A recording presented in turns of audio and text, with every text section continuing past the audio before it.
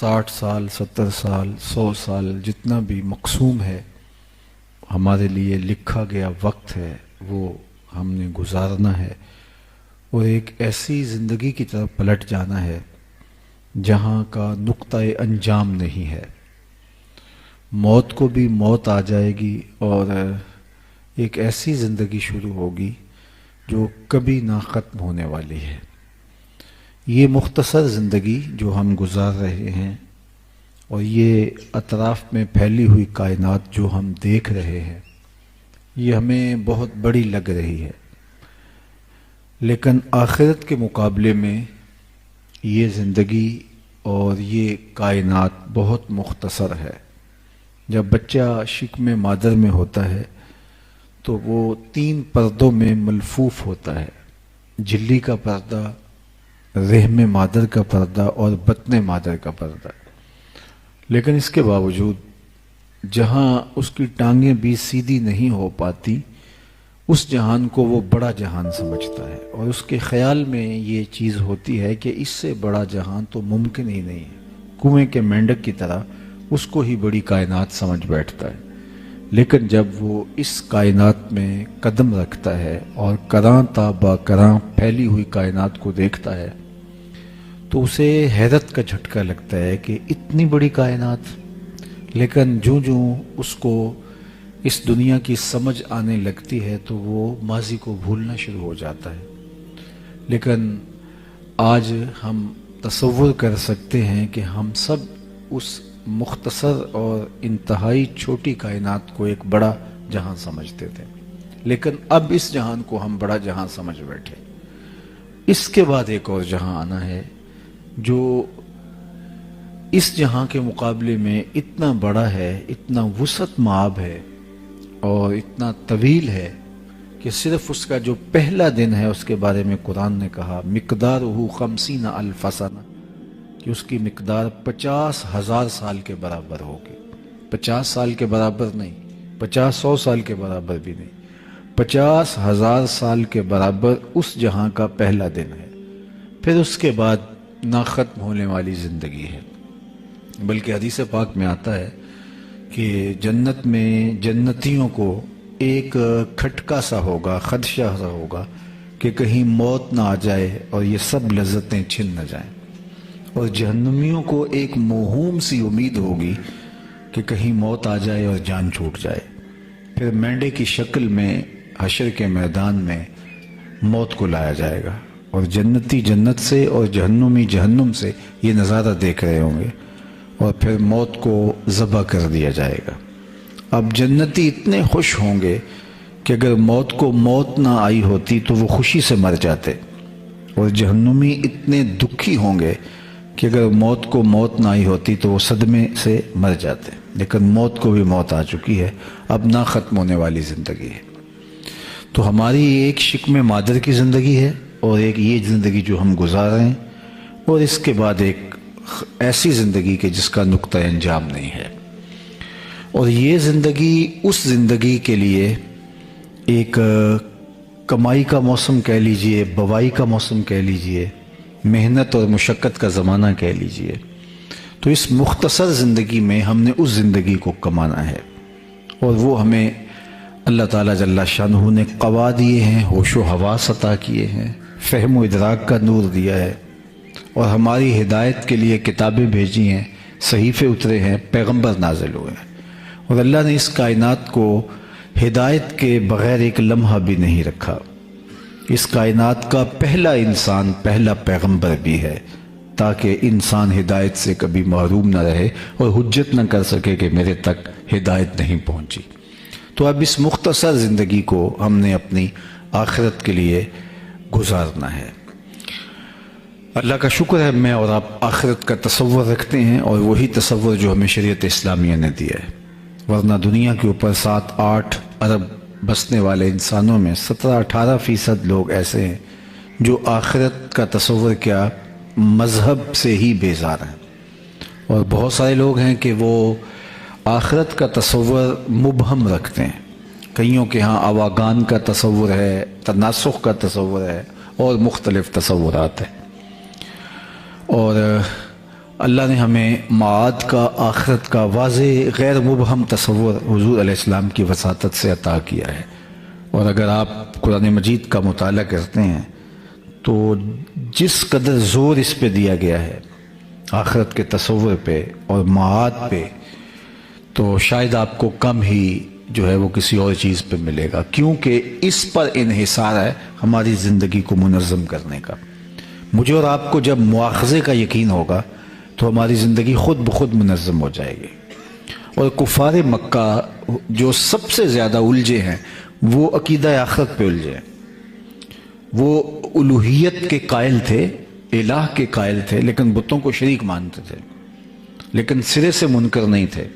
اسی طرح وہ رسالت کے منکر نہیں تھے، رسالت کے انتصاب کا انکار کرتے تھے۔ یعنی وہ یہ نہیں کہتے تھے کہ رسول نہیں ہوا کرتے، جس طرح کہ ایسے لوگ ہیں جو سرے سے اس کا انکار کرتے کہ یہ ممکن نہیں ہے۔ وہ رسولوں کا اقرار کرتے تھے لیکن حضور کے ساتھ رسالت کے انتصاب کا انکار کرتے تھے۔ لیکن تیسری چیز اس پر تو وہ ڈٹ کے کہتے تھے یہ ہو ہی نہیں سکتا کہ ہم مرنے کے بعد دوبارہ اٹھائے جائیں، یہ ممکن نہیں ہے۔ اور وہ کہتے ہیں یہ بات سمجھ میں نہیں آتی کہ جب ہم مر جائیں گے، ہڈیاں خاک میں مل جائیں گی، تو دوبارہ کیسے ہم اٹھائے جائیں گے۔ نضر بن حارث ایک کافر تھا، وہ ایک قبرستان سے گزر رہا تھا تو وہاں ایک بوسیدہ سی ہڈی اس کے ہاتھ لگی۔ اس نے اس کو اٹھایا تو وہ اتنی بھربھری تھی کہ وہ اس کے ہاتھ کے لمس سے ہی جو ہے وہ گرنے لگی۔ تو اس نے سمجھا کہ یہ تو میرے ہاتھ بہت بڑی دلیل آئی ہے، تو وہ اٹھا کے حضور کی خدمت میں آ گیا اور اس ہڈی کو ہاتھ میں لے کے توڑتا ہے، اس کے ریزے زمین پہ گرتے ہیں، اور ساتھ کہتا ہے اس ہڈی کو کون زندہ کرے گا جو اتنی شکستہ ہو گئی ہے کہ میرے ہاتھ کے لمس کو بھی گوارا نہیں کر پا رہی۔ سورہ یاسین کا آخری رکوع ہے، وَضَرَبَ لَنَا مَثَلًا وَنَسِیَ خَلْقَهُ۔ کہاوت بیان وہ کر رہا ہے جو اپنی تخلیق کو بھول گیا ہے۔ اگر اسے یہ یاد ہوتا کہ میں کیسے پیدا ہوا تو یہ سوال ہی نہ بنتا، لیکن سوال اس لیے اس کے ذہن میں ابھرا کہ وہ خود فراموش ہے۔ وَضَرَبَ لَنَا مَثَلًا وَنَسِیَ خَلْقَهُ قَالَ مَن يُحْيِي الْعِظَامَ وَهِيَ رَمِيمٌ۔ کہتا ہے یہ ہڈی کون زندہ کرے گا جب یہ اتنی بوسیدہ ہو گئی ہے۔ اب اس کا جواب سنیے، استدلال قرآن کا دیکھیے۔ قل، اے محبوب فرما دیجئے، یحییھا الذی انشأھا اول مرہ وہو بکل خلق علیم۔ اسے فرما دیجئے کہ اب تو ہڈی موجود ہے، میٹیریل اور مادہ موجود ہے، جب ہڈی بھی نہیں تھی تو جس نے انسان کو بنا لیا تھا وہ ہڈی کو جوڑ کے بھی بنا لے گا۔ اب تو ٹوٹی ہے، آج تو اس کے ریزے بکھرے ہیں، لیکن وقت تھا کہ ہڈی بھی نہیں تھی، تو جب ہڈیاں بھی نہیں تھی تو اس نے انسان بنا لیا، تو اب تو ہڈیاں ہیں اور اس کو جوڑ کے بنانا ہے تو اس کے لیے کیا مشکل ہے۔ بلکہ وہ وقت تھا انسان پہ، هل أتى على الإنسان حين من الدهر لم يكن شيئا مذكورا۔ اس کا ناک نقشہ بھی نہیں تھا، قابل ذکر شے ہی نہیں تھا، لیکن اس نے اسے وجود بخشا، تشخص دیا، اسے صورت دی، اس کو جمال بخشا، آنکھوں میں روشنی رکھی، کانوں میں شنوائی کی طاقتیں رکھی، زبان میں گویائی کی قوت رکھی، بولنا سکھایا، سوچنے سمجھنے کی صلاحیت دی، اٹھنے بیٹھنے کا انداز سکھایا، اس کے اعضاء کو توازن بخشا، حسن دیا، جوانی دی، اعتدال دیا، تسویہ فرمایا اس کا۔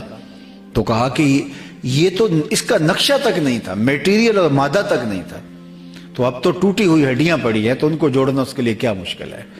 تو فرمایا کہ محبوب فرما دیجئے، قل یحییھا الذی انشأھا اول مرہ وہو بکل خلق علیم۔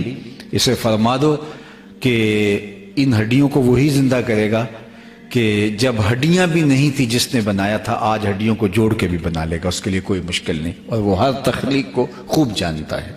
تو معاد کا جو تصور ہے وہ ہماری زندگی کے اندر نظم پیدا کرتا ہے، اور یہ جتنا مضبوط ہوگا اس قدر زندگی خود بخود منظم ہوگی۔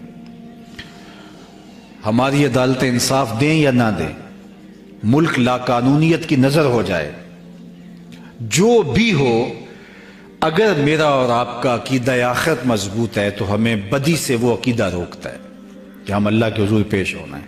وہ ایک عدالت ہے جو لگنی ہے، وہاں نہ جج بکے گا، نہ گواہ کرائے کے ملیں گے، نہ انصافی کا تصور تک نہیں ہے، اور وہاں ترازو پورا پورا تولے گا۔ ثم لتسألن یومئذ عن النعیم۔ اور ایک ایک نعمت کے بارے میں سوال ہوگا، اور اللہ اپنے سامنے سے بندے کے قدم ہٹنے نہیں دے گا جب تک اس سے 4 سوال نہیں پوچھ لے گا۔ عن عمرہ فیما افناہ، اس کی عمر کے بارے میں کہاں گزاری ہے۔ عن شبابہ فیما ابلاہ، اس کی جوانی کے بارے میں پوچھے گا کہ تیری جوانی کہاں گزری ہے۔ اس کے مال کے بارے میں 2 سوال ہوں گے، کمایا کہاں اور خرچ کہاں کیا۔ علم کے بارے میں پوچھا جائے گا، جو علم پڑھا اس پر عمل کہاں تک ہوا۔ تو وہ تو ایک عدالت ہے۔ دنیا کے نظم کمزور بھی ہوتے ہیں، کبھی نظم دنیا کا ٹھیک بھی ہو جاتا ہے، کبھی عدل و انصاف کا دور دورہ ہوتا ہے، کبھی لا قانونیت ہوتی ہے، یہ ہوتا رہتا ہے۔ لیکن عقیدہ آخرت اگر جمع ہوا ہے اور روحوں میں اترا ہوا ہے اور پختہ ہے، اور اس کا ایک اللہ نے سبب یہ پیدا کیا کہ لوگوں کی اموات ہمارے سامنے ہونے لگی۔ جس طرح پہاڑ ایک بار ہی پیدا ہو گئے تھے، آسمان یک بار کی تخلیق ہو گئے تھے، جتنا پانی اللہ نے تخلیق کرنا تھا ایک بار ہی تخلیق کر دیا، زمین ایک بار ہی بنا دی، تو جتنے لوگ بنائے جانے تھے وہ بھی اللہ ایک بار ہی بنا دیتا۔ اور جس طرح آسمانوں کو لپیٹا جائے گا اور زمین کو سمیٹا جائے گا، اس طرح قیامت میں سب لوگوں کو موت آ جاتی۔ تو ایسا بھی تو ہو سکتا تھا، لیکن اس نے ایسا نہیں کیا۔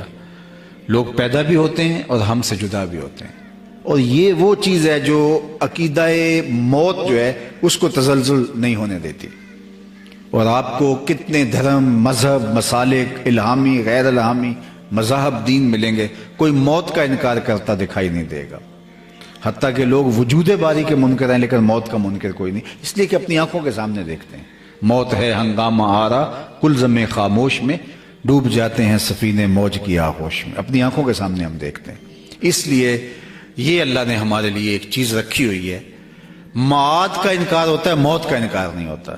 لیکن اگر موت بھی مخفی ہوتی، جس طرح ہم اپنی آنکھوں سے نہ دیکھ پاتے، تو معاد کی طرح لوگ موت کا بھی انکار کر دیتے۔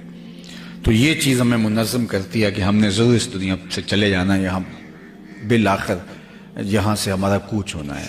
اور دوسری بات اللہ نے یہ فرمائی کہ ہمارے لیے ہماری موت کے وقت کو مخفی رکھا، تاکہ ہر ساعت، ہر لمحہ ہم اس کی تیاری میں لگے رہیں، اور کسی وقت بھی پیغام اجل آ سکتا ہے، اور ہم جو ہے وہ جب بھی اس کا سندیسہ آئے، اس کا پیغام آئے، ہم اس وقت اپنے آپ کو تیار پائیں، چونکہ پھر ایک لمحہ بھی تقدم اور تاخر نہیں ہوگا۔ تو یہ ہماری سانسیں پگھلتی چلی جا رہی ہیں، لمحہ لمحہ ہم موت کے قریب ہو رہے ہیں۔ کتنے لوگ ہم سے بچھڑ گئے، اگر ہم ماضی کی یادداشتوں پہ زور دیں تو کتنے ہمارے اسکول میں ہمارے ساتھ پڑھنے والے، بچپن میں ہمارے ساتھ کھیلنے والے، کتنے لوگ جن سے کاروباری مراسم رہے، رشتہ داریاں تھیں، ہمسائیگی تھی، کتنے لوگ ہیں کہ ایک کائنات ہے اگر ہم اپنے ذہن پہ زور دیں۔ بعض اوقات کوئی شخص ملتا ہے تو اس کو دیکھ کے کوئی بندہ یاد آتا ہے، اور مدتیں ہوئی وہ اس دنیا سے چلا گیا، تو کتنے لوگ چلے گئے۔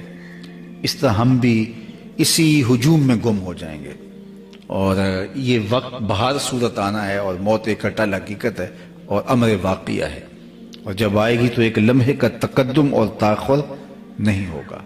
تو جب یہ طے ہے اور ہم نے ایک ایسی عدالت میں پیش ہونا ہے، تو پھر مجھے اور آپ کو ہر لمحہ اپنے حساب کو بے باک رکھنا پڑے گا، اپنے معاملات کو تاک رکھنا پڑے گا، اور اس عدالت کی پیشی کے لیے ہمیں اپنی تیاری کرنا ہوگی۔ حضرت سری سختی رضی اللہ تعالیٰ عنہ جلیل القدر بزرگ گزرے ہیں، وہ فرماتے ہیں میں تو اس بات سے ڈرتا ہوں کہ اپنے رب کا سامنا ہی کیسے کروں گا، باقی باتیں تو بعد کی باتیں ہیں، حساب کھلیں گے، نامہ اعمال کھلے گا، میں تو اس بات سے خوف زدہ ہوں کہ سامنا کیسے کروں گا۔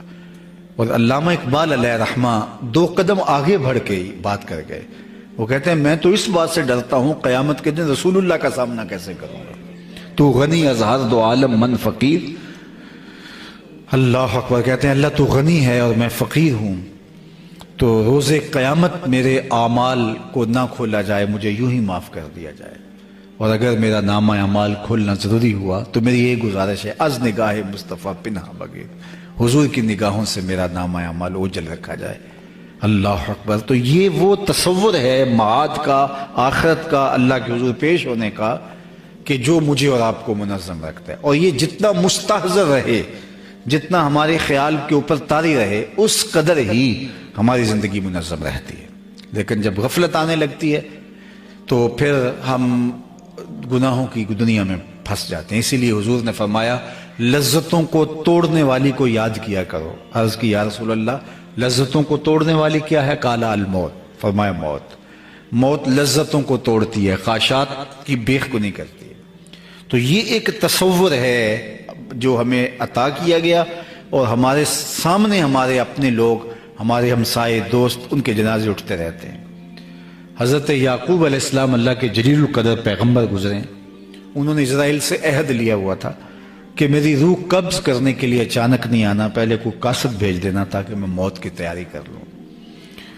تو انہوں نے وعدہ کر لیا. پیغمبروں سے وعدے ہو سکتے ہیں. تو ایک دن حضرت اسرائیل حاضر ہوئے تو پوچھا کیسے آنا ہوا؟ کہا قبض روح کے لیے آیا ہو. کہا تم نے تو وعدہ کیا تھا اچانک نہیں آؤں گا، پہلے کوئی قاصد بھیجوں گا، اور تم اچانک آ گئے. کہا حضرت میں نے تو قاصد بھیجے تھے. فرمایا میرے پاس تو کوئی نہیں آیا. کہا آپ کے سامنے کتنے لوگوں کی موت واقع ہوئی، یہ میرا قاصد نہیں تھا تو اور کیا تھا. آپ کی داڑھی میں سفید بال آ گئے، یہ میرا قاصد نہیں تھا تو اور کیا تھا. آپ کی کمر میں جب خم آتا ہے، یادداشت کھونے لگتی ہے، طبیعت میں اضمحلال پیدا ہونے لگتا ہے، چلتے ہوئے ٹھوکریں لگتی ہیں، بولتے ہوئے لکنت آنے لگتی ہے، نظر کم پڑنے لگتی ہے، تو سمجھ لو کہ پیغام موت آ گیا ہے. اور یہ تیزی کے ساتھ ہم موت کی طرف بڑھ رہے ہیں. حضرت عمر کا دربار لگا تھا. ایک شخص آیا اور اس نے گزرتے گزرتے آواز لگائی یا عمر لا تنسا موتک. عمر اپنی موت کو نہیں بھولنا. دربار سجائے بیٹھے ہو، موت کو بھی یاد رکھنا. اللہ اکبر. حضرت عمر نے اس کو بلایا. کہا اگر تو روزانہ گزرتے کہہ جایا کرے تو میں تیرا شکر گزار ہوں گا. وہ روزانہ گزرتا اور کہتا عمر موت کو نہیں بھولنا. اور آپ اس کو بلا کر کے کچھ مشاہرہ بھی دیتے، کچھ خدمت بھی کر دیتے کہ تیری مہربانی. ایک دن وہ آیا، اس نے صدا لگائی تو فرمایا آج کے بعد نہیں آنا. اس نے کہا کوئی اور آنے لگا ہے؟ فرمایا نہیں. تذکیر موت کی ضرورت نہیں رہی؟ فرمایا نہیں. تو پھر مجھے کیوں چھٹی دی جا رہی ہے؟ تو جناب عمر روئے اور یوں آپ نے اپنی داڑھی کو ہاتھ میں پکڑا اور 2 بال الگ کیے، وہ سفید ہو چکے تھے. کہا میاں اب یہ 2 بال میری داڑھی میں سفید آ گئے ہیں، اب تیرے آنے کی ضرورت نہیں، یہ مجھے خود ہی بتاتے رہیں گے، ہماری تو پوری داڑھی بھی سفید ہو جائے. میاں صاحب نے کہا تھا ہڈیاں کمبن گوڈے کھڑکن تے اڑ گیا لک تیرا، اجے بھی بدیوں باز نہ آئیں جیو مرد دلیرا. فما اصبرہم علی النار. اللہ فرماتا لوگوں کا آگ پر کتنا حوصلہ ہے، کتنی ڈٹائی سے کہہ دے اور دیکھ لیں گے. بلکہ ایک جملہ ہے، اور یہ جملہ جو ہے وہ سراسر جو ہے وہ کفریہ جملہ ہے، یہ جہاں مٹھا اگلا کس نے ڈٹا. حضرت شیخ عبد القادر جیلانی فرماتے ہیں جاؤ قبرستانوں میں جا کے دیکھو کیسے کیسے حسینوں کی مٹی خراب ہو رہی ہے. جو بدن پہ چٹکی مٹی نہیں پڑنے دیتے تھے، آج ان کے کفن بھی تار تار ہو گئے. اللہ اکبر. خیر کنے فلاں و غنیمت شمار عمر زاں کے بیشتر بانگ برآید کے فلاں نمان. سعدی کہتے ہیں زندگی کو حزم و احتیاط سے گزار اور اعمال صالحہ کا ذخیرہ جمع کر لے، اس سے قبل کہ آواز گونجنے لگے کہ لوگوں فلاں بھی چلا گیا. اور یہ وقت آنے والا ہے اور یہ تیزی کے ساتھ ہماری طرف وقت بڑھ رہا ہے. زندگی موت، بلکہ حضرت علی المرتضیٰ فرماتے ہیں یہ ہمارے جو قدم ہیں، جو سانس ہیں، یہ موت کی طرف اٹھتے ہوئے قدم ہیں. ہم تو یہ سمجھتے ہیں ہم بڑے ہو رہے ہیں لیکن چھوٹے ہو رہے ہیں. اتنا وقت ہماری زندگی سے منہا ہوتا ہے جتنی سانسیں لیتے چلے جاتے ہیں. قرآن نے جو کہا نا ان الانسان لفی خسر، بے شک انسان خسارے میں ہے. تو ایک بزرگ فرماتے ہیں مجھے اس کی سمجھ نہیں آتی تھی کہ انسان خسارے میں کیسے ہے. آج سے 40-50 سال پیچھے چلے جائیں تو یہ آسودگیاں جو آج ہمیں میسر ہمیں تھیں، کہاں وہ گھاس پھونس کے جھونپڑے اور کہاں عالی نصب گھر، کہاں وہ کچی سڑکیں اور آج تارپول بچھی سڑکیں، عالی نصب پلازے، لشکار مارتی مارکیٹیں. زندگی کا حسن انسان نے کشید کر لیا. انسان کہتا ہے میں تو خسارے میں نہیں ہوں. کہاں پینے کو مجھے صاف پانی بھی میسر نہیں تھا اور آج اتنے مشروبات ہیں کہ کیا بات. کھانے کو نان شبینہ بھی میسر نہیں تھا اور آج ٹیبل پہ اتنے کھانے ہیں کہ کس کو کھائیں کس کو چھوڑیں، انتخاب مشکل ہوتا ہے. ایک لباس میں لوگ زندگیاں کاٹ دیتے تھے اور آج اتنے لباس ہیں. موسم بدل جاتا ہے لیکن لباس بدلنے کی باری نہیں آتی. انسان کہتا ہے میں تو خسارے میں نہیں ہوں. میرے ٹور ٹپے دیکھو، میں چرخ پہ جھولتا ہوں، ہواؤں میں اڑتا ہوں. میری زندگی کا جمال دیکھیے، میری زندگی کے تنتنے دیکھیے. لیکن میرا رب کہتا ہے کہ نہیں انسان خسارے میں. تو وہ کہتے ہیں مجھے سمجھ نہیں آتی تھی کہ انسان خسارے میں کیسے، انسان تو اوپر جا رہا ہے، اس نے کیا کیا ایجاد کر لیا. تو سمرقند کے بازار سے گزر رہا تھا، تو وہاں ایک بندے نے پھٹے کے اوپر برف لگائی ہوئی تھی اور ساتھ آواز لگا رہا تھا، اور آواز کیا لگا تھا؟ ارحموا ارحموا علی من یذوب راس مالہ، او گزرنے والوں میرے پہ ترس کھاؤ، مجھ سے برف لیتے جاؤ، میں ایسا تاجر ہوں جس کا راس المال پگھلتا جا رہا ہے، چونکہ برف ایک ایسا سودا ہے جو گاہک کا انتظار نہیں کرتا۔ آپ کوئی اور چیز بیچتے ہو، کپڑا بیچتے ہو، آج گاہک نہیں ہو سکتا کل 2 روپے اوپر چلا جائے، آپ پیٹرول بیچتے ہو سکتا ہے 6 روپے اوپر چلا جائے، 10 روپے اوپر چلا جائے، آپ بڑے بڑے کروڑوں کے فائدے میں چلے جائیں، لیکن برف ایک ایسا سودا ہے، آج اگر گاہک نہیں آیا، آج تو کل مہنگی بھی ہوگی تو کل برف ہی نہیں ہوگی۔ تو وہ پھٹے پہ رکھ کے برف بیچ رہا تھا اور کہتا ہے لوگوں میرے پہ رحم کھاؤ، مجھ سے برف لیتے جاؤ، میں ایسا تاجر ہوں جس کا راس المال پگھلتا جا رہا ہے۔ جب اس نے آواز لگائی تو کہتا مجھے سمجھ آ گئی، اور میں آگے بڑھا، میں نے کہا مجھے ان الانسان لفی خسر کا ترجمہ آج آیا ہے، اس کا مفہوم آج سمجھ میں آیا۔ جس طرح تیری برف پگھل رہی ہے میری زندگی پگھل رہی ہے، تیری برف قطرہ قطرہ پگھل رہی ہے اور میری زندگی سانس سانس پگھل رہی ہے، اور اگر تو اس برف کو آج بیچنے میں کامیاب ہو جاتا ہے، اس کے بدلے میں درہم، دینار، پارچہ جات، غلہ جات کچھ لے لیتا ہے تو 4 آنے بچ جائیں گے، اور میں بھی ان سانسوں کے بدلے سجدہ کر لیتا ہوں، قیام کر لیتا ہوں، درود پڑھ لیتا ہوں، کسی دکھی کے کام آ جاتا ہوں، تو یہ میری سانسیں کام آ جائیں گی، ورنہ یہ سانسیں تو سو کے بھی گزر جائیں گی اور آوارگی میں بھی گزر جائیں گی۔ تو یہ اللہ نے ہمیں جو مختصر زندگی دی ہے، اس زندگی کو ہم نے حزم و احتیاط سے گزارنا ہے، اور یہ کوئی بہت لمبی کہانی نہیں ہے، سمٹی ہوئی زندگی ہے۔ آج کل تو ویسے ہی حضور نے ارشاد فرمایا کہ میری امت کی عمریں 60-70 کے درمیان ہوں گی، اور بعض علاقوں کے اندر تو اور بھی سمٹ گئی عمریں، تو 60 سال بھی اگر آپ عمر لیتے ہیں تو اس میں سے تیسرا حصہ تو ہم سو کے گزارتے ہیں، 8 گھنٹے روز بھی سوئیں تو 60 سال میں سے 20 سال تو گزر گئی، 20 سال تو سو کے گزاری، باقی 40 سال بچی۔ 15 سال 14 سال یہ عدم بلوغت کی عمر ہے جس پر کوئی پرسش نہیں، وہ بھی نکال دیجئے، باقی 25 سال رہے ہمارے پاس۔ روزانہ 1 گھنٹہ بھی واش روم میں مختلف اوقات میں لگائے تو 3 سال یہ نکل جاتے ہیں۔ میرے ایک دوست نے مجھے حساب نکال کے دکھایا کہ 17 سال بنتی ہے جو آپ کے پاس صافی عمر ہے۔ آپ بکرا یا جانور خریدتے ہیں قربانی پہ تو کہتے ہیں یہ اس کو اگر تولیں تو یہ بیل جو ہے یہ 5 من کا ہے، لیکن صافی گوشت 3 من ہی نکلے گا، باقی انتڑیوں میں اور چیزوں میں نکل جائے گا۔ تو زندگی صافی جو ہے وہ 17 سال بچتی ہے، اگر 60 سال ہے بھی تو، ویسے تو ایک سانس کا نہیں پتا۔ تو ان 17 سالوں کو سنبھال کے گزارنا ہے، جس نے گزار دی وہ کامیاب ہو گیا، اور جو یہ 17 سال بھی سنبھال کے نہ گزار سکا وہ نامراد رہ گیا۔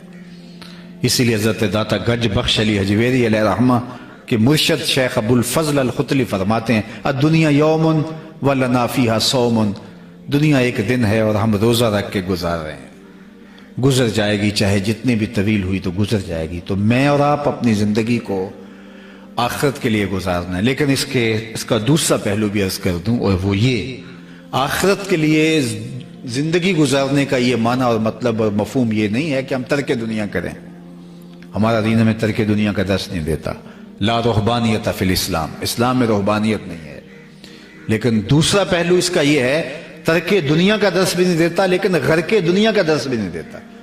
ترک دنیا بھی نہ کرو اور غر کے دنیا بھی نہ ہو جاؤ۔ صوفیہ فرماتے ہیں ایسے رہو جس طرح کشتی پانی میں رہتی ہے، پانی میں رہتی ہے لیکن پانی کو اپنے اندر نہیں آنے دیتی۔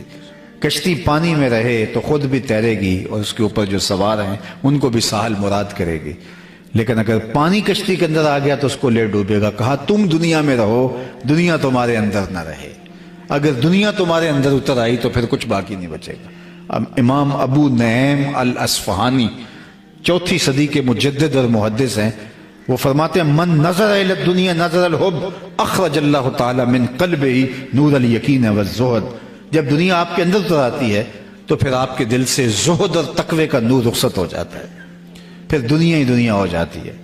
اور اسی دنیا کے بارے میں باہو نے کہا تھا ادی لعنت دنیا ہوتے پوری دنیا دارا ہو، جب ہمارا اوڑھنا بچھونا دنیا ہو جاتا ہے، ہماری خواہش دین سے آگے چلی جاتی ہے، دین پیچھے رہ جاتا ہے، خواہشات آگے ہو جاتی ہیں، آرزویں آگے چلی جاتی ہیں، اور دین معاد آخرت سب کچھ تاکہ اپنا آپ بھی ہمارا پیچھے رہ جاتا ہے، ہم اپنی خواہش کے غلام بن جاتے ہیں، آرزوؤں کے نوکر بن جاتے ہیں، تو پھر سوائے بربادی کی اور کچھ نہیں ہے۔ تو اس مختصر زندگی کو اس طرح سے گزارنا ہے کہ اس زندگی کو اللہ اس کے رسول کے حکام کے دائرے اور سائے میں گزارنا ہے تو ہماری دنیا بھی نہیں بگڑتی. ہم جو کھیتی بوتے ہیں اور اس میں جو چڑیاں آ کے چگ جاتی ہیں تو وہ بھی ہمارے نامہ اعمال میں صدقہ لکھا جاتا ہے. ہم جو اپنی بیوی کے منہ میں لا کے جو ہے وہ کوئی چیز برگر کھلا دیتے ہیں یا کچھ اور، ما وعدہ فی امرا فہی صدقہ، فرمایا جو تم جا کے اپنی بیوی کو دیتے ہو اس سے وہ خوش ہو جاتی ہے، تمہارے نامہ اعمال کے اندر وہ بھی صدقہ لکھا جاتا ہے. یہ تمہارا دین سراسر جو ہے وہ تمہاری تمام ضروریات کا کفیل ہے. تو دین کا مطلب یہ بھی نہیں ہے کہ ترک دنیا کر دیا جائے. 3 چیزیں فرمایا آدمی کی خوش بختی سے ہیں: اچھا مکان، الدار الواسع، کشادہ مکان. دوسری بات فرمائی کہ المرکب الحنی، کہ اچھی سواری. اور تیسرا فرمایا کہ المرأۃ الصالحہ، نیک بیوی.